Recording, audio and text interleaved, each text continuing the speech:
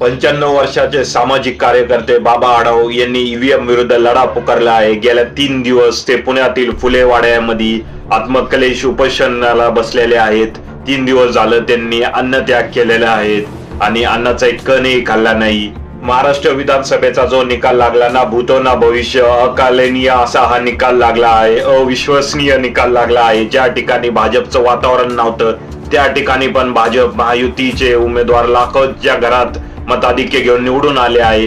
हे कसं झालंय, हे कसं शक्य आहे?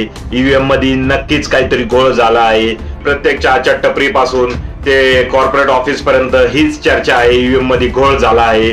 त्यामुळेच एक 95 वर्षाच्या सामाजिक कार्यकर्त्यांनी हा एक लढा उभारलेला आहे। या लढ्यामध्ये सामील व्हा।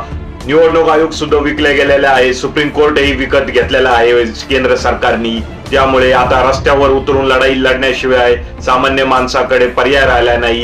लोकशाही जिवंत ठेवायची असेल, लोकतंत्र जिवंत ठेवायचं असेल, निवडणूक प्रक्रियामध्ये पारदर्शकता पाहिजे असेल तर या लढ्यामध्ये सामील होण्याशिवाय आपल्याला पर्याय नाही आहे। त्यामुळे बाबा आढाव यांच्या लढ्यामध्ये सामील व्हा हजारोंच्या संख्येने, लाखोंच्या संख्येने आणि लोकशाही वाचवा।